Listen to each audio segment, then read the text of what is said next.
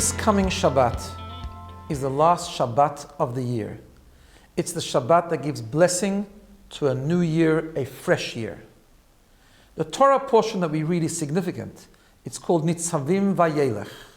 And towards the end of the Torah portion, the Torah gives us the last two of the 613 commandments. The second to last is the mitzvah of Hakel. It's the mitzvah that once in 7 years, the king had to gather men, women, and children to the temple and read to them passages from the Torah to reenact and to re-experience the event of Mount Sinai. But everyone came equally. Men, women, young children, even infants were there just to absorb the sanctity and the holiness and to experience the moment.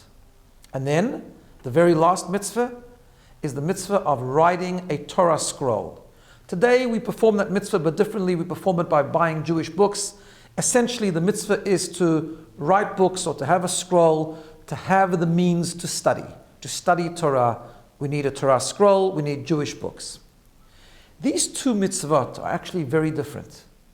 Hakel, gathering of all the people together, accentuate and highlight the sameness, the togetherness of each and every person.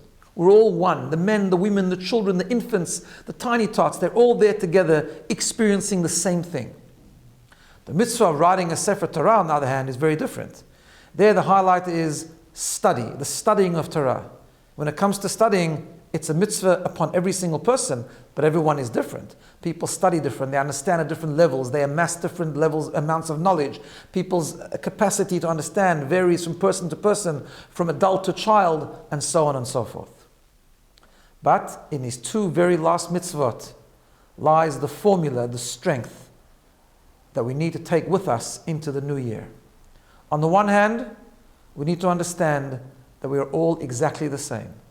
On Rosh Hashanah, we unite, we come together, and that unity, that togetherness is a vessel for God's blessing.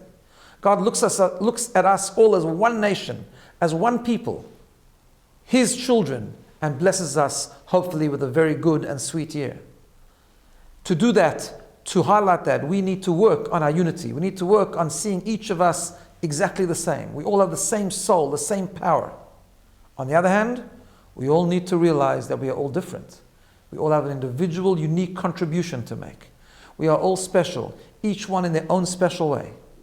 We are all the same, but yet we all have a unique purpose and a unique mission. We should never think, it doesn't really matter because there's so many more people other than me. I don't have to contribute that much. No, we're all the same, but we're all very unique. Have a good Shabbos, but more importantly, in this week's video, I wish everyone a Shana Tova Mutakah, a good and sweet, healthy year.